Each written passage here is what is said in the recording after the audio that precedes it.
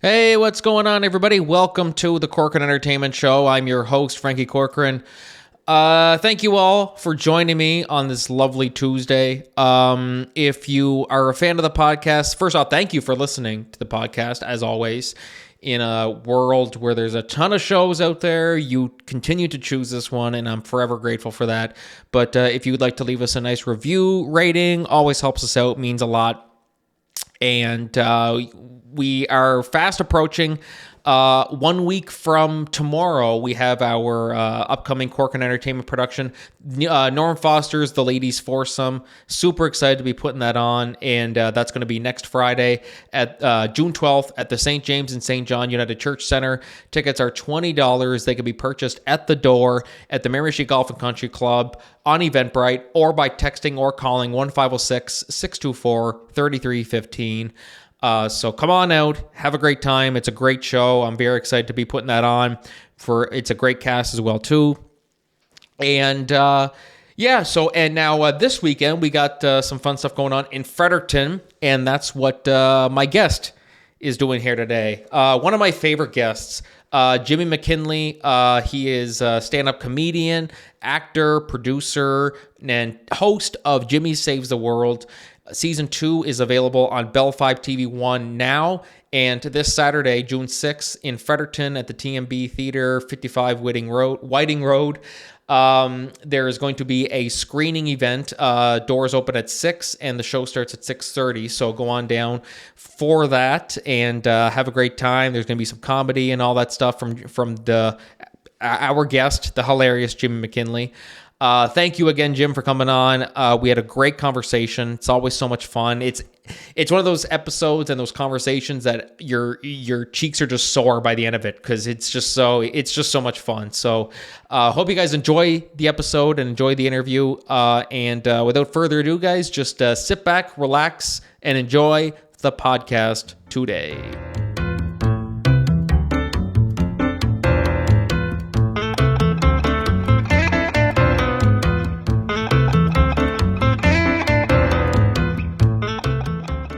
Hey, what's going on, everybody? Welcome back to the Corcoran Entertainment Show. I'm your host, Frankie Corcoran, and today I'm joined by someone who, it's almost like a yearly tradition to do this, is to have him on the show, whether we're talking about O'Donnell's or we're talking about his stand-up, whatever the case may be. He's always got something going on. And, he also just kept on messaging, so I said, okay, let's just get this over with. He is the titular character, Jimmy Saves the World. Season 2 is available now on Bell Fibe TV-1. And this Saturday, June 6th, in Fredericton at TMB, 55 Whiting Road, there will be a screening event. Doors open at 6 p.m. and the show starts at 6:30. Always a blast to have him on. Jimmy MacKinley. Jimmy, what's up, man? Did you say a yearly tradition? Kind of like the, I don't watch sports, but like the Olympics. That's kind of what it is. This Olympics podcast divided by 4. This is our Olympics right here. It's like, okay, what are you going to do special for a yearly tradition? I'm like, I'm just going to have Jimmy MacKinley on. You know what's happening right now? Like, my cat has never meowed. He's 4 years old. Every single time I do any recording, any interview, he's like, I need to be part of the show. And that's what we're doing right now. In 5 minutes, he's going to be playing with the doorstop.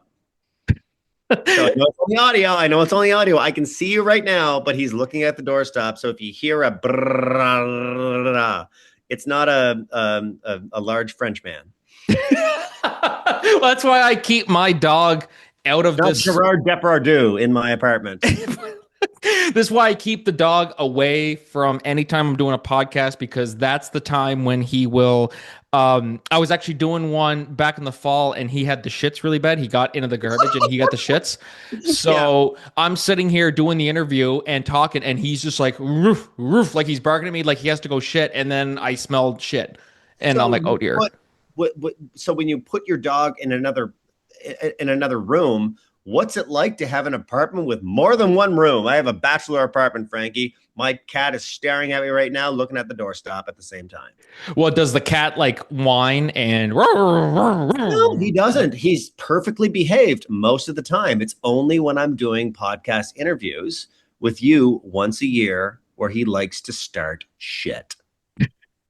I feel like I saw you. Was it my podcast? I can't remember. There was one that we were doing, or was it mine? Maybe it was a different one that you were on because you're always on lots of different ones. And there was anything else other than yours.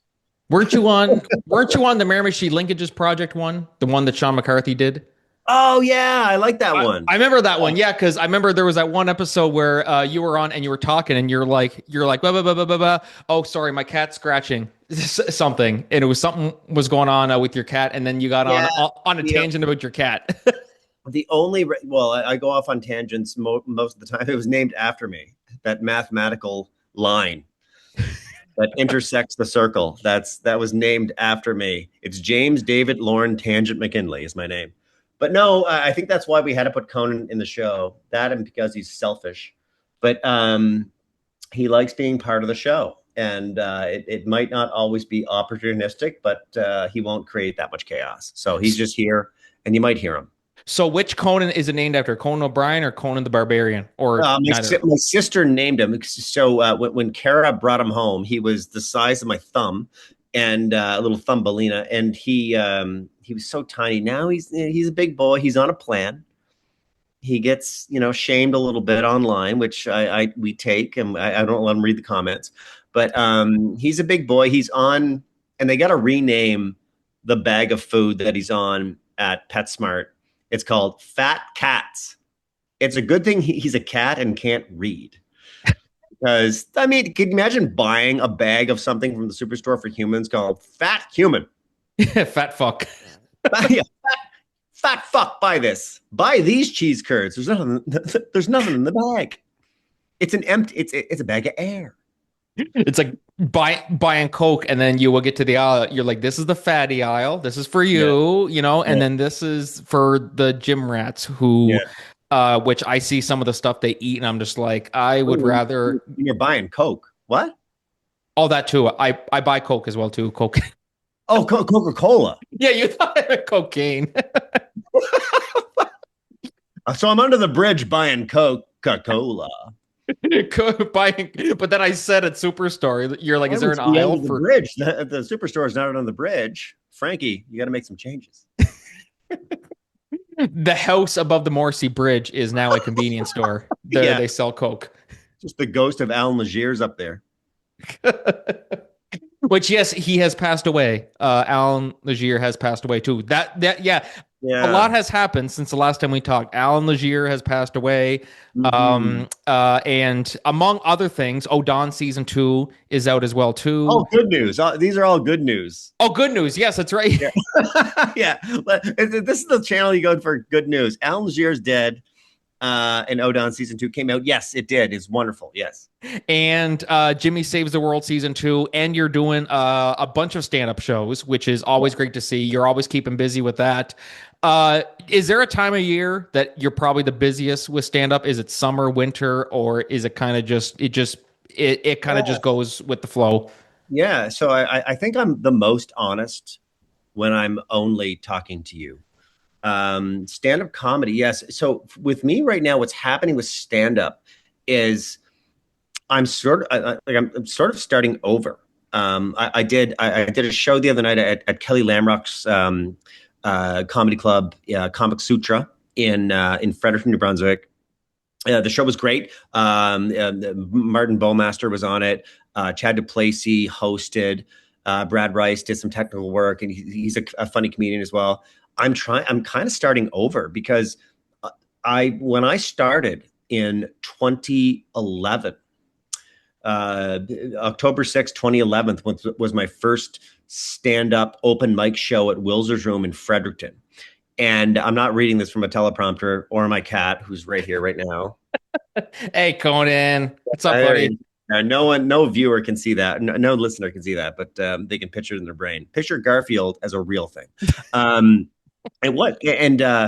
So I got all this material, and I don't know if I'm lazy or what, but I was new every month for many years, and I was able to stitch together, a 30 to 45, if I'm taking my time, 60 minutes of material, which worked at the time. And some of the jokes could not be told now. Like, just as the reception I got for them years ago, as good as that was, they can't even be told. Even if I said, "Oh, this happened 10 years ago. Here's the funny story." People have heard them. So I'm starting pretty much from scratch now. We do an open mic the last Wednesday of every month at the New Maritime Brewery here in Newcastle. And that gives me an opportunity to get things off my chest, to try new things. And comedians from all over the province come. We do a donation bucket. We try to give gas money every time. We've been successful every single time. It's been a great show. But yeah, I'm sort of starting over, jettisoning all of that old stuff. But the good thing about it is that I have the experience to be able to bomb. If I bomb comfortably, I guess. I have the experience and the whole technical side of performing. I've not perfected in any way, but I know the mechanics of I'm privy to the mechanics of performing stand-up comedy on stage. So I'm a lot more comfortable than I was writing new jokes with no stage experience. So if something doesn't work, I can sort of laugh it off. And I'm really trying, man. I'm really trying to get out there more with comedy. And the whole scene has changed. It's just, I remember when I was a kid thinking about stand-up comedy, thinking about doing it one day. And it was like, I was in my bedroom with Jesse Weeb's VHS tape of Richard Pryor and another VHS tape of Eddie Murphy Delirious. Mom was at bingo. Dad was playing cards with Melissa in the kitchen. And just like, and Dad would let me watch anything, by the way. I didn't have to lock myself in there. I think he locked me in there. But it was, so I'm in there and I'm watching this and I'm watching him move and I'm watching him talk and I'm watching his timing. And like, Eddie Murphy was 22 when he did Delirious. And it's like, oh man, I have a lot of work to do.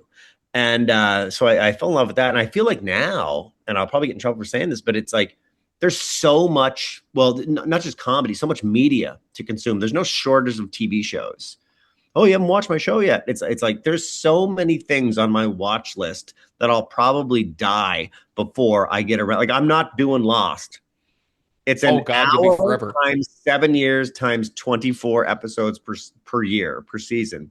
I can't even do the math on that. I'll have to get Ricky Stewart down here, my grade 11 math teacher, grade 12 math, and calculus, great teacher. But it's like you can almost go to like howtobeacomedian.com. I don't watch a lot of stand-up comedy. Kara and I watch horror movies like almost every night of the week. Maybe I should watch more stand-up. I never write anything down that much. My thoughts are all over the place.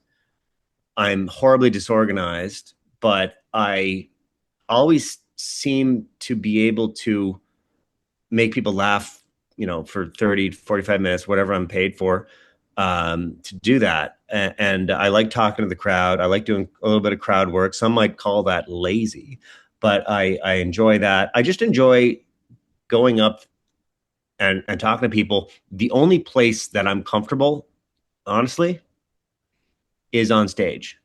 I'm comfortable talking to you and my friends, but some like the out in the real world, if I'm supply teaching or something like that, I'm a little bit weird, a little bit awkward, and a little bit shy. Shockingly shy. You would never describe me as shy, but I am very shy. Which that's, I mean, like there's even like real life actors that you see like paparazzi videos or interviews with them on TV, and they're just very like, haha, yeah, yeah, Mhm. and it's just really, really awkward. You're like, them of all people are Yeah. shy, Are they like, being rude? No. Yeah. It's like, are yeah, they and then uppity? people interpret that like, oh, Yeah. he sounds like he didn't want to be there. It's like, no, he's just an awkward He person. doesn't. He doesn't want to be there. Yeah, well, maybe that too. Most people would not want to be there, but it's part of our job. It's part of like this whole, like after Jimmy Saves the World comes, it's part of the other side of the job is, my God, you got to allow people to brand awareness. You got to do advertising, and part of that advertising and PR media campaign is talking about the show, and thankfully, every single show I've done with Bell Fibe, I've been so proud of. Erica McLean and Mark Harnett and Stephen Suntress, Sandy Hunter, all those guys that did the Car Wash Wars. It's just, every show is so different. It's so weird and so New Brunswick and so funny, and the actors we get to work with, that I'm lucky enough that, like, my IMDb went from nothing to a bunch of credits in a few years thanks to Bell Fibe. And that's where I got most of my experience. I didn't move away to Halifax. I didn't move away to Toronto, and I figured out how to somehow do it here. And what I've realized is it's not about connections. I didn't have any connections. Dad would be like, "Oh, maybe I can get a job at the mill or something." But it's like, or like this industry and a lot of industries, it's not about who you know. It's about who knows you.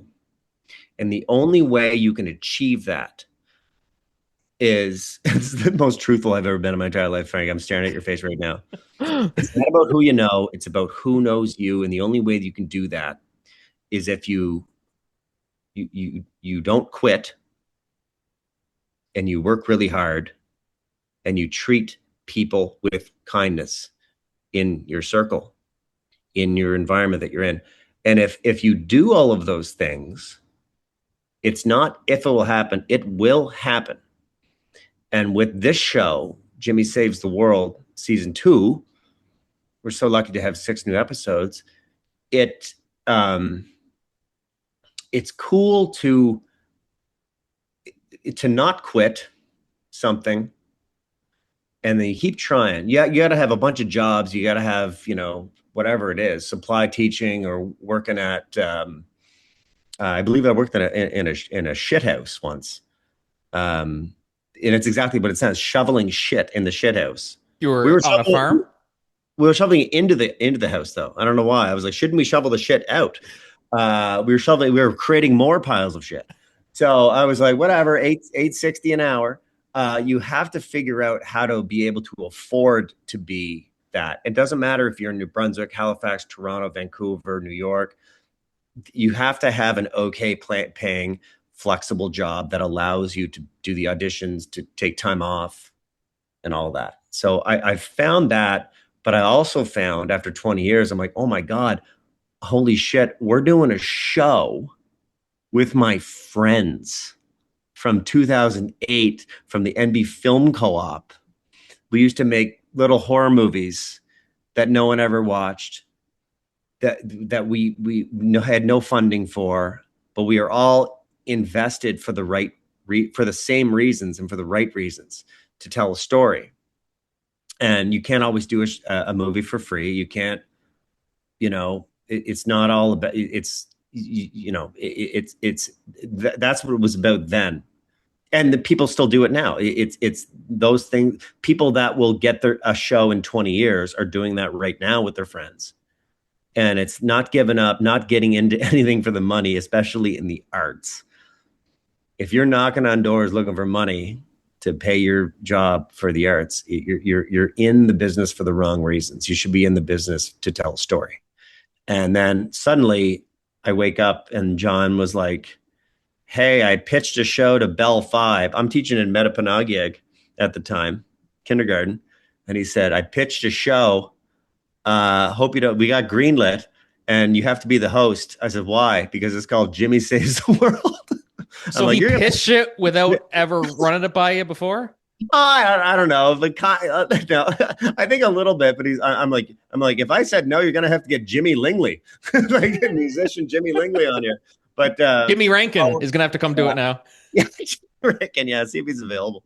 No, we're going to see him actually at the Irish Fest. Oh But yes.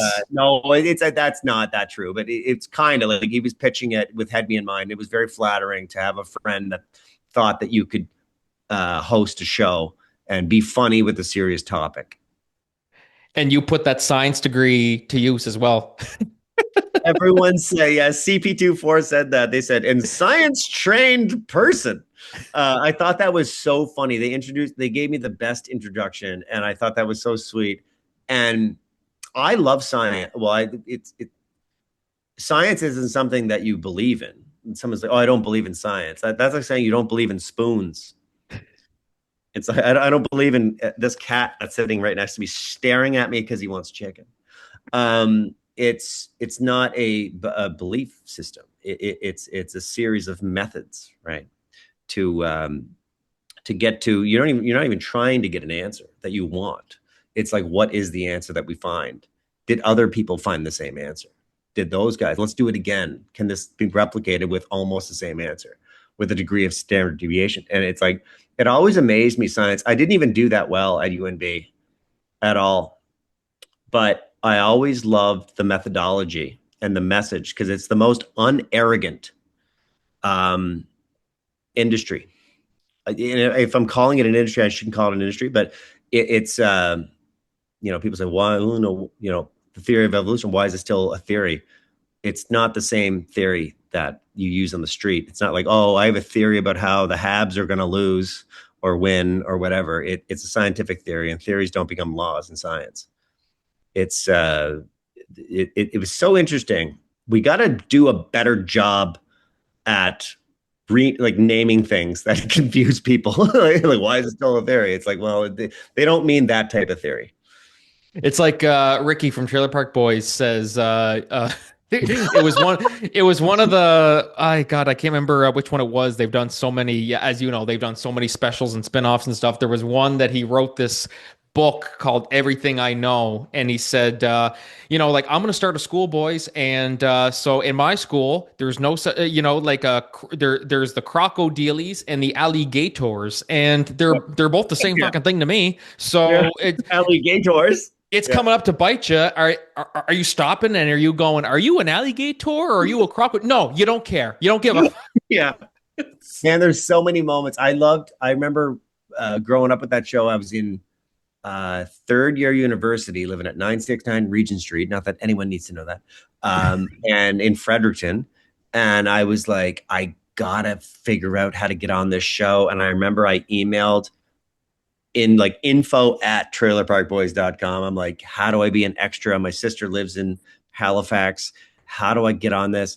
And Mike Clattenburg, I couldn't believe he emailed me back. And it was like, all our extras are cast. Thank you. And it was so true and so it was so disappointing, but so true. And that's what this industry is full of. It's just the truths that you don't want to hear. It's, my father driving me back, me crying I had 5 auditions for Chapel Wait with Adrian Brody in Halifax a week before the COVID lockdown emergency report in 2020, emergency alert, whatever it's called. And I thought I was going to get it, and it was going to get me out of my parents' apartment after I moved back to from Fredericton to Miramichi. It was that show.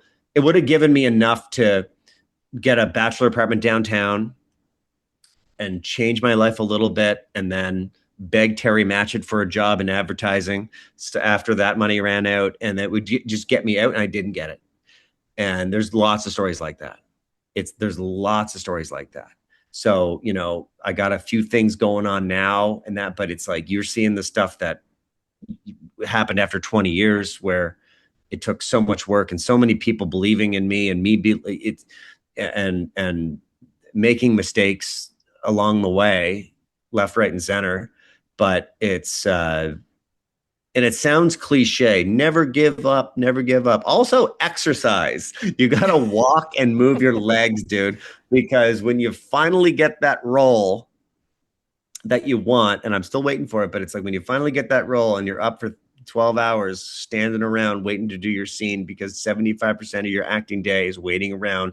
25% is actually filming it. It could be 4 a.m. in the morning when you're supposed to film that 8 p.m. scene of you running the restaurant. And it not that O-Downs went long or anything like that, but I just randomly said that. But it you gotta be able to stand up and move and be relatively healthy. So Because you're 40 now, right? You're I'm 40. 41. I'm 41. 41. I'll be 42 on September 1st. Yep. Oh, there. Happy early birthday. Thanks, pal.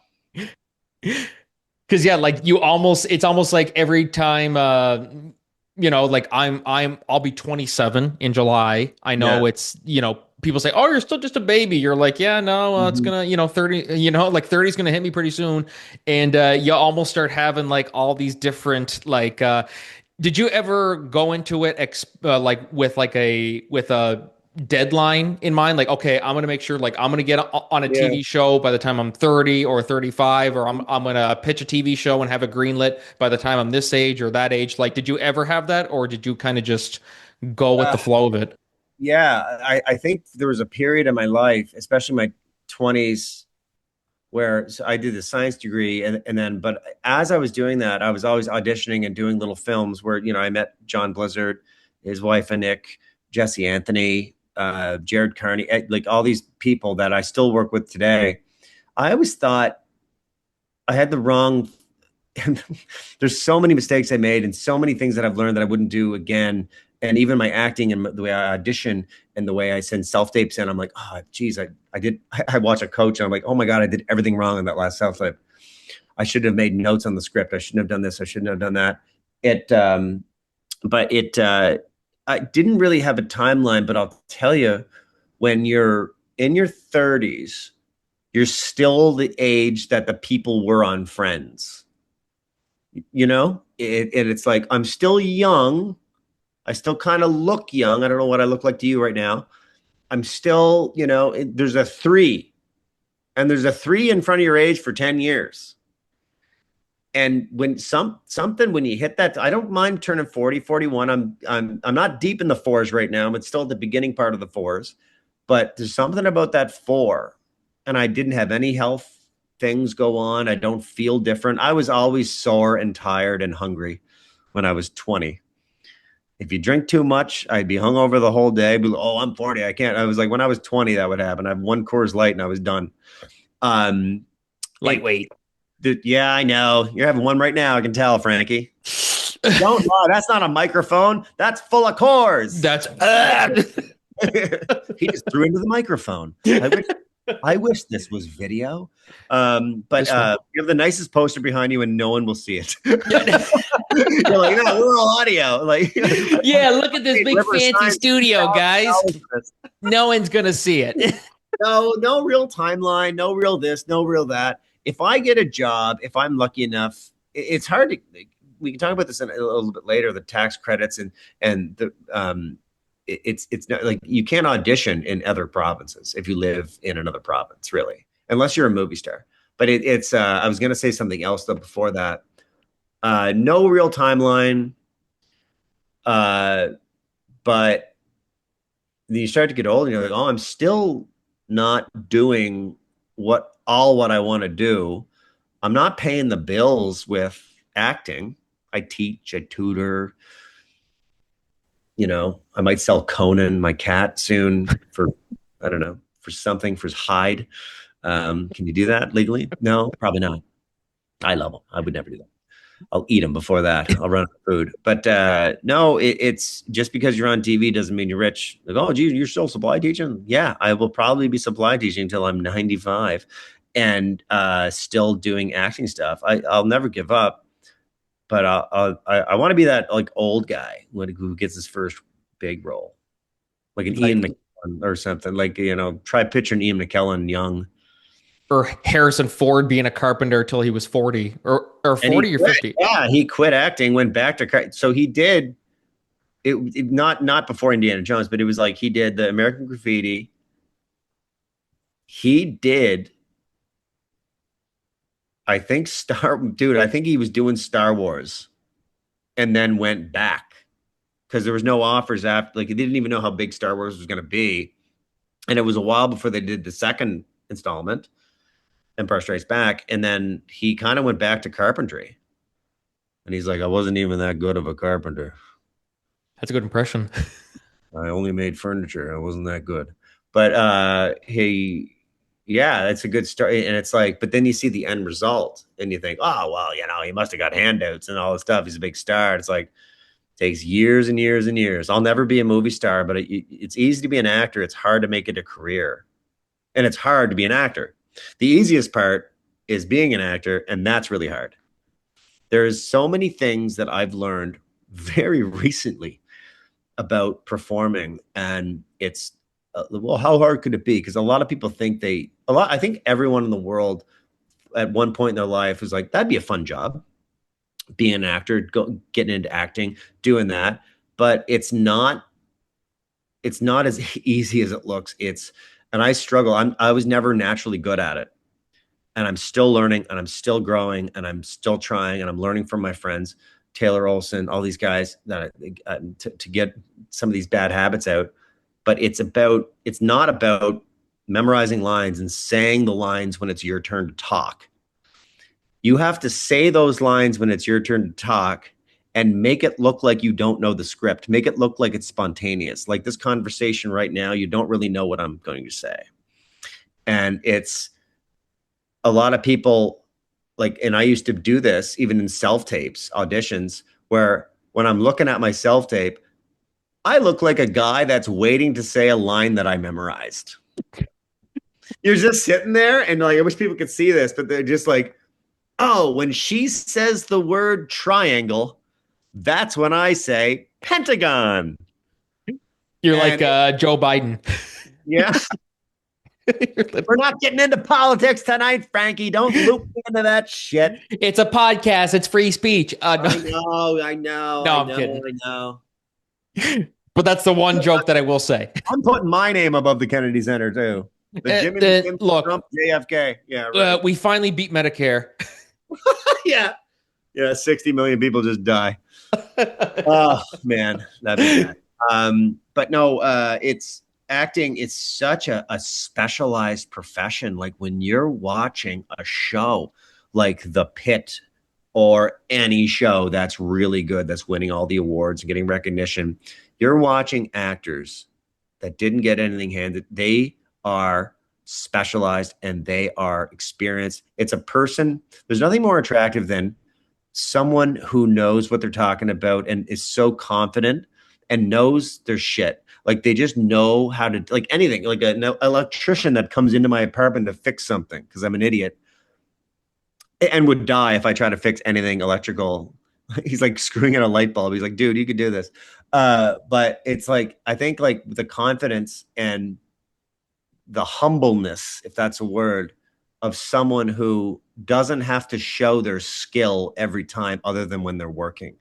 Hey, do that impression, do this, do a comedy joke for me now, do this, do that. Like just the quietness of a really good, trained, experienced actor is what always attracts me.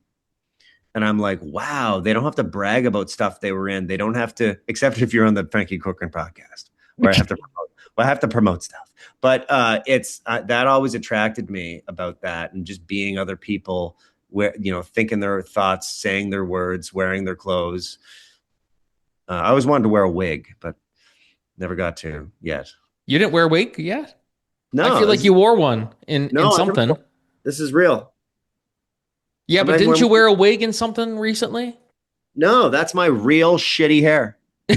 I didn't say it was shitty. I just said I felt like there was one role that you just did. Gotta be a wig. No one would have no one's genetics would produce that. No one's hair is that shitty. No, that's my I don't think so. No, that's my real hair. It takes a lot of work to make it look good in the morning. It's frizzy. I want to shave it all off. Well, even like when you did O'Donnell's season 2, I think it was no, that's me.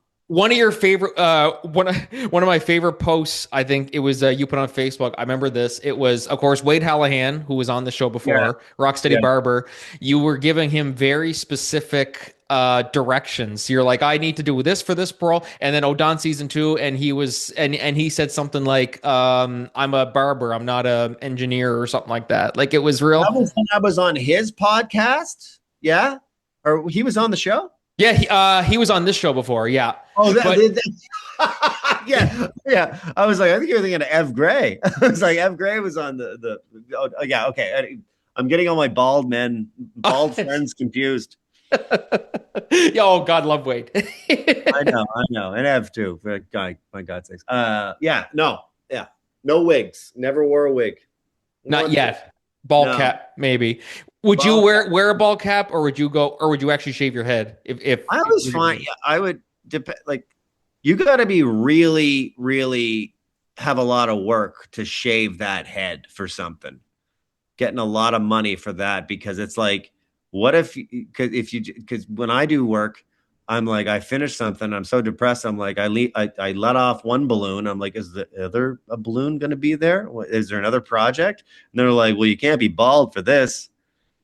I think I would shave it though, because there's nothing worse than a bald cap, because then your head, they flatten your hair down, which good luck flattening mine.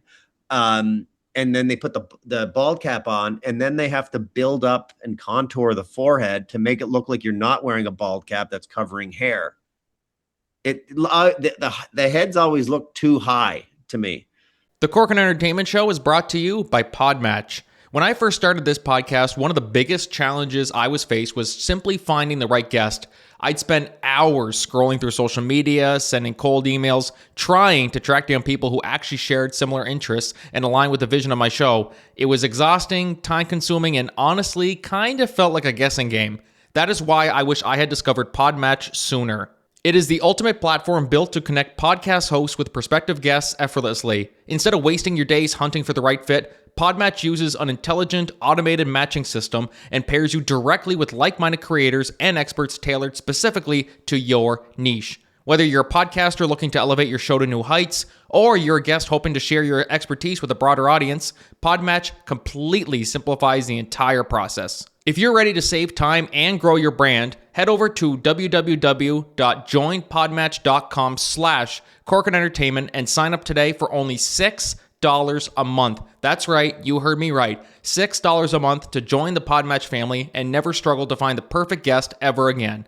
Thank you for tuning in to the show, and happy podcasting. This episode of the Corcoran Entertainment Show is brought to you by Holy Hydrogen. Okay, guys, let's be real. We all try our best to stay hydrated, right? But not all water is created equal. That's where Holy Hydrogen comes in.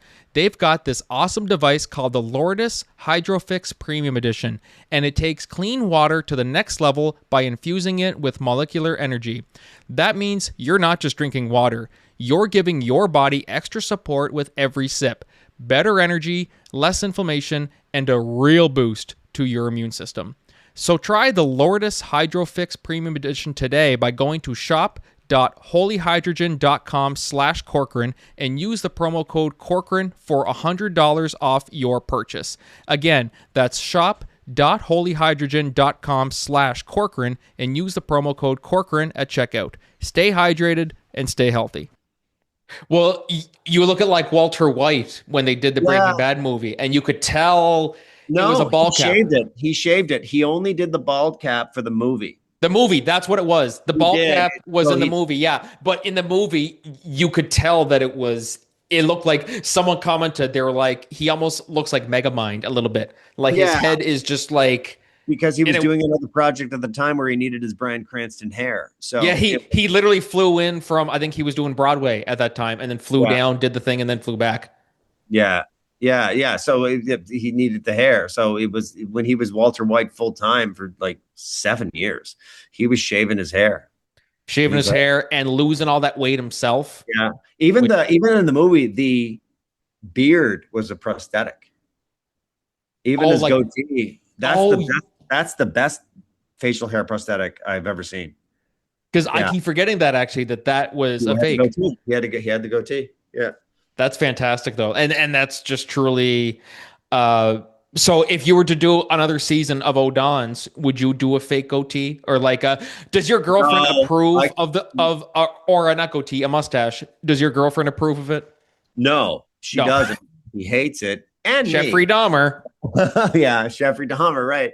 No, and I feel like the facial hair in the second season was less crazy. It was shorter.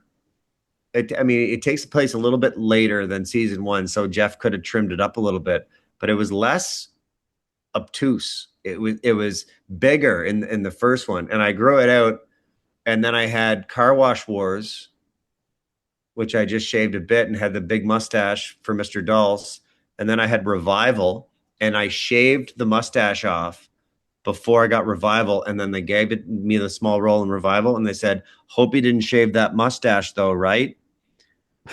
The guys in Toronto, and I went, shit. So I buzzed it. I didn't like straight shave it, but I buzzed it down to like almost nothing. 11 days later, I had a decent-ish mustache that wasn't as big as the one they wanted, but they thickened it up with some products, darkened it a bit, and made it, yeah, movie magic. But it was, I can grow a mustache in 11 days, is what I'm trying to tell you. That's what everyone wants to know. Yeah. That's pretty damn impressive. I wish I had that. I can't even grow a mustache. Like I can't grow any facial hair. Period. I just look like. Really? Yeah. Well, I mean, like I can grow a little bit of it, but I mean, like the thing that you got going right there, I can't really grow that. This took even when I was in my late 20s, though. So you still got a chance, Frankie. I don't There's know. still time. You look like you're 4 years old. You have a good face. You're a handsome guy. Thank you. This like nothing would connect. I would like try to grow, and I thought I had a beard. I'd be like, I'd look at myself in the mirror, and you always look at yourself in the best way. You're like, I look great. I look good to go out. I love my face.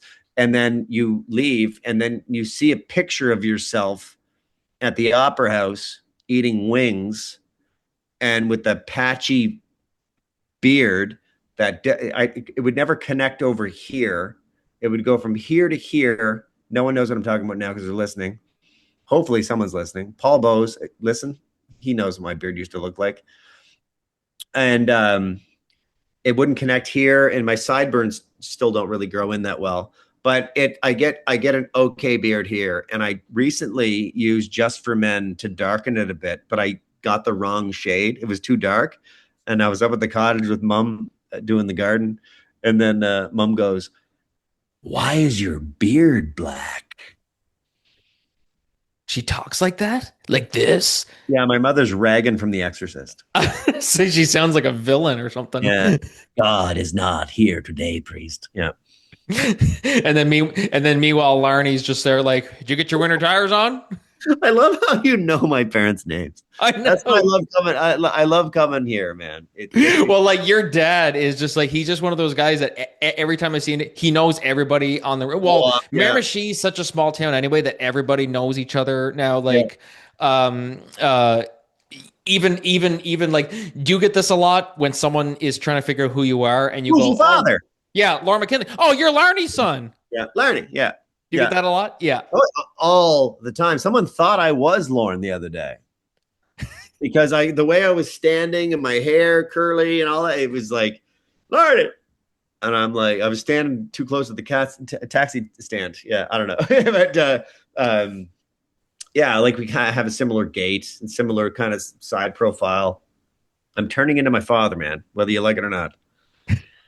Are you wearing like the dad socks and stuff like that? Like pulled up? I wear all the dad socks, and I'm starting to stand up while I watch TV. I used to make fun of Dad for like at Christmas time. I go over there, and like he'd be going out for a smoke or something, and he would just stand and watch like Die Hard. We'd have Die Hard on or something, and Dad would just stand and watch it. And I said, Dad, can you sit down and enjoy the film with us and just as a family? He said, no, I got something to do. And then he's standing there for 2 hours and 45 minutes watching Die Hard. I said, sit down. No time for that. Does he also do the typical dad thing? It's piss pouring outside. We needed this. Yeah, oh, yeah. Every time it rained for 3 weeks once, and they're like, "Oh, we need it though for what?" Like for one Yeah, week was enough. Getting it three, like come I on. know, I know. Then we're gonna get some wildfire comment anger, Oh yeah. and hopefully that doesn't happen again. Yeah. Oh dear. Happy thoughts, happy thoughts. Oh Dawn season 2, which yeah, last time you were on here, I think it was shortly after it filmed, and then now here it is. It's out now. I So gotta now, ask you, are there any plans at all to continue it? Do you know? Is there anything you're hope allowed to so, man. say? Or I hope so. There's all these. There's a couple series I've done where it's like, hopefully we get to do it again. A lot of things have to go right for stuff to be done right. So I really hope so. We left some cliffhangers. We've created new characters. Erica McLean wrote a few new characters that everyone loved. The grandmother role, Ryan Doucette's character, Jesse. Nicole Daly does a great job. She comes in. Oh my God, who else? There's so many new characters in the show, and plus the phenomenal core cast that we started with: Christian Green, Abby Slip, Wally McKinnon, Matt Richardson. So who am I forgetting? You Taylor play Olson? Yeah, geez, yeah, me just chilling in the background. homophobic guy. Do you guys get him? Taylor Olson, of course, Yeah, who's yeah. fantastic. Oh my God, Jesus Christ! It's gonna make it look like I purposely forgot him. No, he's doing an amazing work. He did a phenomenal film called "What We Dreamed of Then," about unseen homelessness. One of the last movies I saw at our theater, dude, and it was his movie, and it was packed. It was packed, and there was like few people in the other theaters, and Sandy Hunter took me out to Swiss Chalet before, and we had a great talk, and it was a great night. Love Swiss Chalet. I haven't had it in years, and I was like, this is so good. And the movie was great, and I've learned a lot from Taylor, and hopefully we can figure out how to do it again. It's a hard thing to do, man. Making art, making TV shows, a lot of things have to go right, and hopefully that'll go right again. Well, especially as you mentioned, that big cliffhanger. Maybe not a big cliffhanger, but I mean, of course, you are professing your spoiler alert for anybody who Yeah, hasn't no, seen it's it. fine, it's fine. Yeah, You're professing your love for Maggie, Maggie, Fiona Maggie. Clancy's character, who has been on the show before. Yes, I She's the love Fiona. best, She's a great and musician as well. Yes. she's so good. Yeah. And then of course it's like, okay, what's gonna? It literally cuts as you're singing the Littlest Hobo song, I know. or your version of it. I'm glad we didn't get sued for that. I was like, because I did two different songs. I wrote one, and then I wrote that version of a parody of The Littlest Hobo. And I was like, I wonder what they're going to use. And then they used that one. And I was like, all right, that's fine. It must be legal. And I enjoy. It was funny. It worked. It worked. It worked. No lawyers have shown up to your apartment yet. Not for, Are you Jimmy not, McKinley? not for that. Not for that. Oh, Yeah. for other things. Oh Yeah. dear. You're not wearing enough wigs. Lawyers. There's a lawyer for that? Yeah. Shows up and you got the mustache still. Oh my God, it's Jeffrey Dahmer. Like, That better not be fake. Just rip the real mustache off my face. yeah, Jeffrey Dahmer. Yeah. Which Yeah. that was a great joke. The Jeffrey Dahmer one. Yeah. That's Erica McLean wrote that. It was great. So good. And Taylor's reaction in that clip. Oh, what the fuck? Like it was so he Devin played that Bolio, part Devin so Bolio, well. did a great job. He was the dishwasher originally in the first season, and then I was so glad that he came back. He was spot on in the first season, even though he didn't have any lines. And then he has tons of lines in the second season. I'm really glad he got in there. No, it's great. It's just such a good cast. They're all so talented. Like Abby, of course, is so good. Erica, like Yeah. everyone's Yeah. just fantastic. And it's one of those things of just like getting to make art with people who are so good at what they do. Yeah. You know what I mean?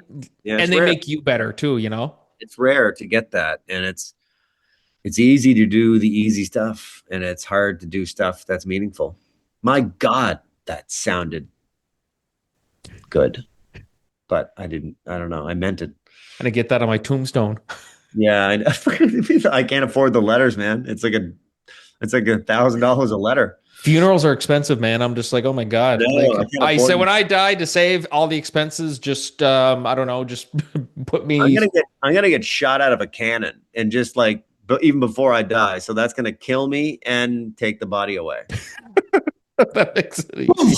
So, or just bury me in the backyard and just make it easy. You don't gotta have to. I'll hit the bridge though, and like make the bridge be closed longer.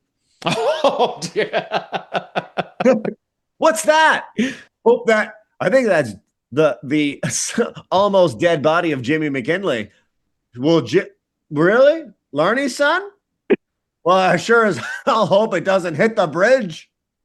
I mean, I hope he doesn't. I hope he's. Oh, geez, the bridge is going to be closed. It's gonna be closed for another year after. Yeah. Oh gosh, yeah. Like there's some things that you can't control, but one thing that you can control that you are working on saving is Jimmy Saves the World, which is now available now, as at the time of this recording is available now on Bell Fibe TV-1. What can you tell people about? First off, be sure to go check out season 1, of course, as well, Yes. and then go watch season 2. What can you tell us a little bit about season 2 and what's different from the first season? Season 2. So definitely check out season 1. Everything's there, ready to consume. The topics that we didn't really, you try to cram everything in, and there was so many more. Believe it or not, there's a lot to climate change, and there's a lot of things, not necessarily to worry about, but to be aware of. And our show is not a preachy climate change. Be ashamed of yourself for being a human being that wants to exist in the world that we've created and our lifestyles that we enjoy. Podcasting, going for wings, all that stuff. We should be able to do that, and we can do that. And it's we talk. Our first episode is we hit the ground running in the first episode with cattle farming, which is like, that's bad, right? Cows and climate change. We learned a lot from a really skilled cattle farmer in Sussex, where as long as everything in the ecosystem is out how it should be, they're basically not cattle farmers, they're grass farmers. So as long as the cows have healthy grass to eat and healthy water to drink, that's why they partner with Ducks Unlimited to make salt marshes in Sackville. So they're drinking water that's cleaner than ours, the cows. They used to dig trenches. So they're basically drinking mud puddle water for years. So the cows are healthy, the grass are healthy. That makes us more healthy. Now, if your doctor tells you to cut back on the red meat, you should probably listen to your doctor. But if you want to get a good cut of beef, it's a better idea to get locally raised. Sounds cliche or whatever, but it's like locally raised cattle. And if done right, it doesn't really contribute that much to climate change from what I read. And this guy was incredibly knowledgeable. He was a cattle farmer for 35 years. And we talked to our friends at Ducks Unlimited. We talked to the Nature Trust of New Brunswick, Elena and John, up in, I don't even know where we were, man, outside Woodstock somewhere in the middle of nowhere. It looked like Lord of the Rings, where it's not that episode. It's not about doing anything. It's about doing nothing. It's about not touching a place where different species of trees are allowed to live. Like squirrels were out and it was winter and they're like, shh, everyone knows, thinks we hibernate, but we love it up here. Please don't make this into an Ardeen's. You know what I mean? Like this will never be a sport check up there. So they have purchased this land like no industry could buy it. It's going to be another Tim Hortons. Yeah, to God no. And I love Tim's, but no, not that place. So I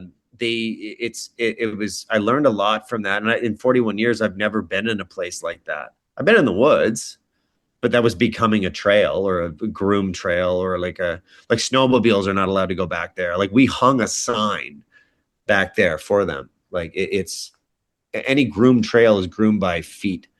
And that was really cool. We talked to the Conservation Council of New Brunswick. Who else do we do? The Miramichi Salmon Association and a professor or a scientist from UNB on the declining salmon populations in New Brunswick, in Miramichi.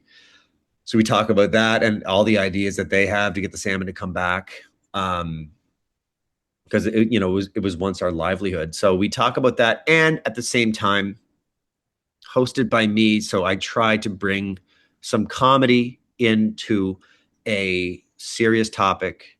And I think we did it the right way. You know, when you say, how are you going to do comedy out of that and not make fun of it or not, it's not an anti-climate change show. It's a comedy show that we're talking about climate change and having fun with people that are so passionate about what they do. And that's good. And like even like watching like the first season, of course, like you can really, really feel you're not just one of the hosts that is like clearly like I've seen like some shows and stuff like that where the host tries to act interested and you're just like, oh, clearly you would rather be anywhere else. You know what I mean? But like you are No, genuinely I curious. did like as an actor, I always need a job. And John Blizzard, when I was in Metapanagi teaching, and he texted me and he's like, we have a show. I'm like, I would do anything with him, man. I would do a show about Conan having diarrhea. That's the next show. That's the next. It has a lot of it. It's a problem. He eats too much cheese. But no, it was It's gonna be like Garfield. Yeah, you know, he looks like a man. Yeah, A live action. It'll be like Ted, where Conan's voiced by Seth MacFarlane and co-starring Jimmy McKinley. Feed me more temptations. No, he and chicken. He loves chicken. Was that Roger from American Dad you were doing? That I don't sounded know like yeah, I know. I think that's what that sounded like. I think he still does that voice. But no, Jimmy Saves the World. It's out now. It's on Bell Fibe. There's 6 new episodes. We talk about a bunch of stuff, and I forgot a bunch of stuff that we talked about. There's so much good stuff to consume there, and we have fun along the way. And we're talking to people who are it's hard to do. It's difficult to do impromptu comedy when you're talking to someone who's also not a comedic actor, and they're so passionate. And you know, I'm sitting there thinking, well, shit, I got to be funny here at some point. And we always find they're mostly New Brunswick people. Well, they're 100% New Brunswick people.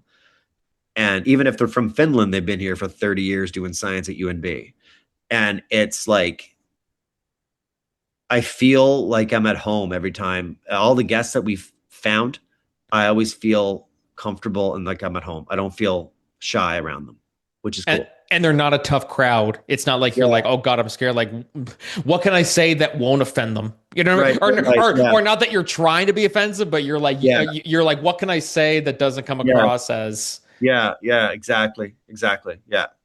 Right. But so far, I mean, like, you know, the fact that you got a second season, you're doing something right.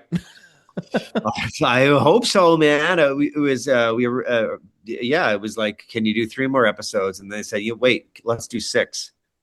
And we had to deliver them by Christmas. I think we got them in mostly on time. And I'm working with Tibor, our sound guy, who's the sweetest guy in the world. If I die, Conan is getting Tibor is getting Conan. He's not even going to go to my girlfriend Kara.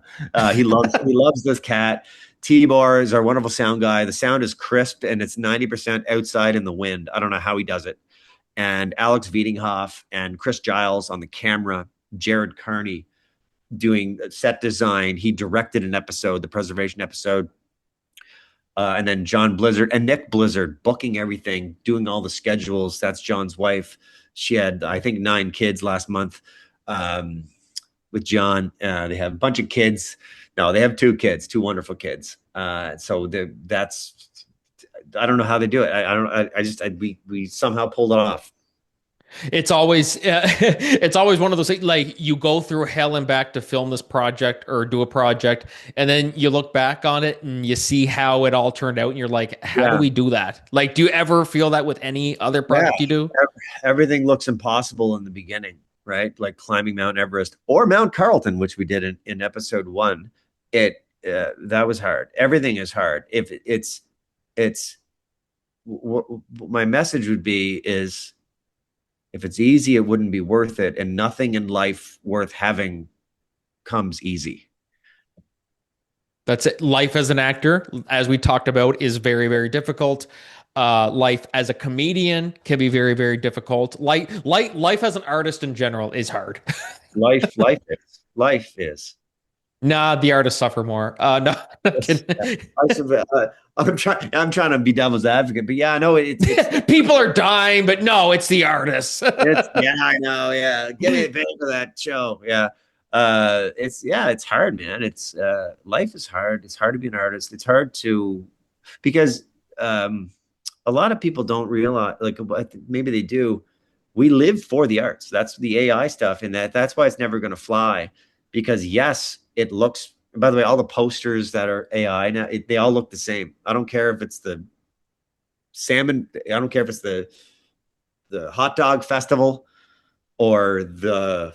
I'm trying not to name real festivals, or the whatever, the Michael Myers mask replica festival, because I'm looking at a Michael Myers mask right now in the house. They all look the same, man. And it's like it's you work a 12-hour shift at the mill so you can come home and listen to a real person who wrote a song, or to hang that painting in your house because someone went through something when they were creating it. Could AI make almost the same thing? Yeah, of course. But just because you can do something, I'm going to sound like Jeff Goldblum here in Jurassic Park, doesn't mean that you should. But like I'm in like all these different like writing groups on Facebook and stuff. So there's one person, I screenshotted this.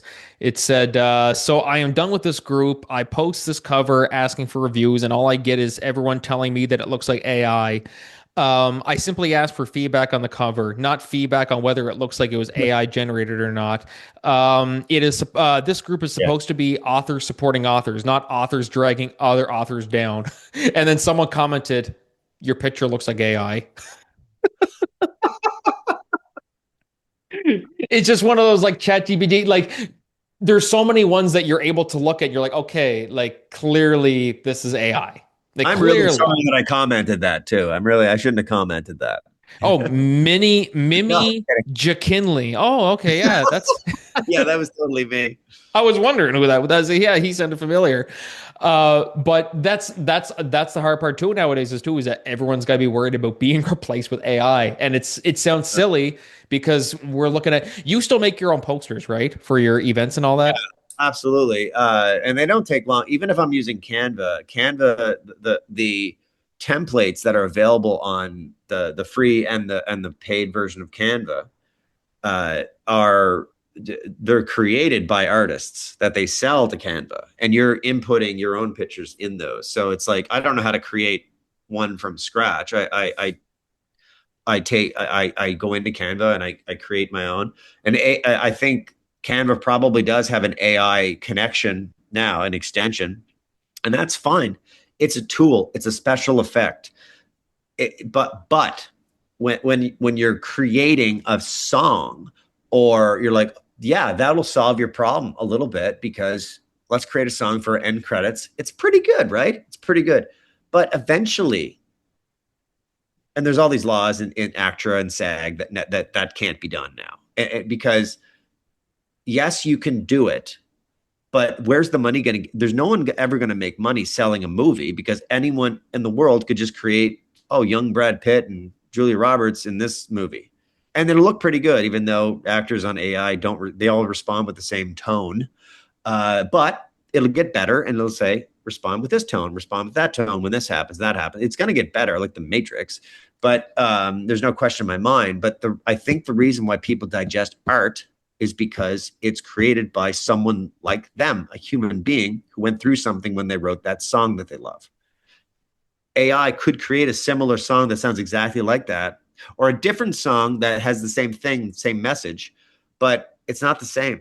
And I think people will eventually realize that. Is there going to be a market for people that consume AI movies and that? Yeah, absolutely. But I want the blooper reel. You know what I mean? Yeah, I want to see mistakes in the sweater that was handmade. that makes it better. Call me an old romantic. Bloopers will make you feel better about yourself. If you're like, oh, I did such Yeah. a terrible job in that, and blah, blah, blah, just go back and watch other people do bloopers. You're like, okay, that makes me feel good. The movie Anchorman 2, the bloopers for Anchorman 2 are I honestly think, as funny as Anchorman 2 is, I think the bloopers for Anchorman 2 are funnier than the actual movie. Yeah. Yeah, oh, no, absolutely. I want to see how it's made. Not everyone likes to see the disc two of a movie, like how it's made and how it was created. I love that. But I also love creating movies and playing the characters too. But I think a lot of people love seeing that, how it was made. Who was the sound guy? How did they make this so good? And not everyone likes that, but people are interested. And I think the art is right now the only thing that's impervious to that. Like customer service calls. I called into Eastlink, man. And I'm thinking, like, I was like, is this a real guy? And it was, but at first I'm like, is this real? Like, is this a real? They know all the questions, so it was, but yeah, I don't know. I don't know what else to say. They can't replace comedians. Well, all right, come to our open mic where Jimmy McKinley is just going to be a laptop. And it's just going to be a bot. Just R2-D2 wearing a Michael Myers mask. Just roll. And they pull it out. They pull off the mask, and it's my cat. It's Conan. Hell? Welcome to open mic. Yeah. My dad said to me, "Did you get your winter tires on?" I still remember that joke.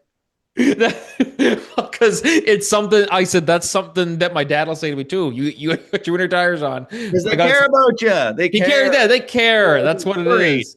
Dad laugh now, and it's summer. We might laugh, but no, they are the best. Don't know what we do without them. And I don't know what I would do if I didn't have you to consistently come on the show and to it's always such a blast to have you on, Jimmy. So Jimmy Saves the World season 2 is on Bell Fibe TV-1 now. And feel free to pitch, of course. So June 6th, this Saturday, you guys are doing a screening event, which I mentioned off the top. Yeah. So we're doing at Theater in New Brunswick at what was it? 50? You have the address there? Sorry, 55 Whiting Road. I know more than me. It's just my notes. Oh, thanks, man. Well, dude, man, there's no one more qualified to run a podcast interview than you, Frankie, man. Like I always feel extremely comfortable and at home when I'm doing this. 55 Whiting Street, Theater in New Brunswick, Fredericton, on at 6:00 on. D-Day, June 6th, D-Day. So I'm going to do stand-up comedy. It's a free show. It's a free admission to everybody to come. We're going to show 3 episodes that'll make you cry. They'll make you laugh. Hopefully not cry. No, hopefully laugh and learn. Maybe cry. I don't know. But doing that. And we're going to have some drinks and I don't know. We'll go to McDonald's afterwards. It's going to be a fun night and hopefully we get a good crowd. Swiss Chalet too. Yeah, man, they got like 2 of them, so it's great. We can go to the north side or south side one. Yeah, that works out perfect. Perfect. Well, guys, if you guys happen to be in the Fredericton area, be sure to go on out to TMB 55 Whiting Street. Doors open at 6 and the show starts at 6:30. Jimmy Saves the World season 2. Jimmy, thank you so much, man, again, for taking the time to come on. You're a very, very busy man, but you still taking time to come on the show means a lot. So thank you for that. And we will see you again. Hell, let's not make it a yearly thing. Let's make it like a twice a year thing. Daily. Or just daily. Yeah, let's do a daily thing. Later tonight. Oh, yes. This is the first. I'm zooming in my pajamas. Okay. I'll just wake up in bed and Jimmy's just sitting in my room. So are we doing this thing or what? Frankie, there is no other interview podcast person that's more accommodating for me. I really appreciate your gentleman. Keep up the good work. Thank you so much. Thank you, man. Thank you so much. I appreciate that. Guys, thank you all for listening to the Corkin Entertainment Show today. We'll see you guys in the next episode. But until then, this is Frankie and Jimmy signing off. Cheers, man. Thanks, brother. Bye.